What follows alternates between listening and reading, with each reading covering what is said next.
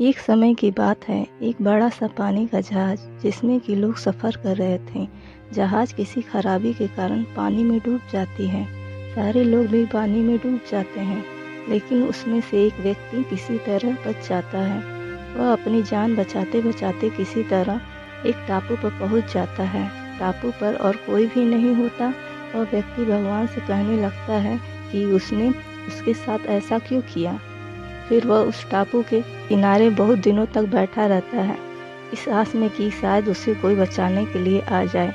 लेकिन 5-6 दिन बीत जाने पर भी उसे बचाने के लिए कोई नहीं आता। वह अपने बचने की उम्मीद पूरी तरह खो देता है। फिर वह जंगल में जाता है और कुछ लकड़ियाँ इकट्ठी करता है, जिससे वह अपने लिए एक छोटा सा घर बनाता है, जिसमें कि वह रह सके। वह व्यक्ति पेड़ों से फलों को खाकर अपना पेट भरता है। ऐसा काफ़ी दिनों तक चलता रहा।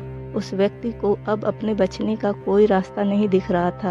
एक दिन जब वह जंगल में कुछ खाने की तलाश के लिए गया हुआ था, तभी उसे बिजली गिरने की आवाज़ सुनाई दी।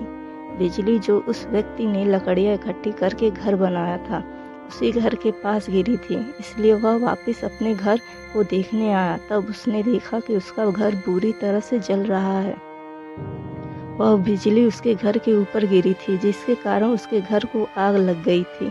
वह व्यक्ति भगवान को बोलने लगता है कि मैंने एक छोटा सा घर बनाया था, वो भी जल गया। अब मैं क्या करूं? वह अपनी किस्मत को दिन भर कोसता रहता है। फिर वह उस टापू के किनारे ही सो गया। कुछ समय बाद उसे एक जहाज की आवाज़ सुनाई दी। वह जोर जोर से उस जहाज को मदद के लिए पुकारने लगा। उस जहाज पर सवार लोगों ने उसकी आवाज़ सुन ली और उसे बचा लिया। उस व्यक्ति ने उन लोगों से पूछा कि आपको कैसे पता लगा कि मैं यहाँ पर हूँ? तब उसमें से एक व्यक्ति ने जवाब दिया कि हमने आपका धुएं का इशारा देखा था, जिसे देखकर हम आपको बचाने के लिए आ गए। तब वह व्यक्ति सोच में पड़ गया कि उसने तो उन्हें कोई इशारा नहीं दिया था। फिर थोड़ी देर सोचने के बाद उसे याद आया कि उसका घर आग में जल गया था। शायद उसी के धुएं को देखकर ये मुझे बचाने के लिए आ गए।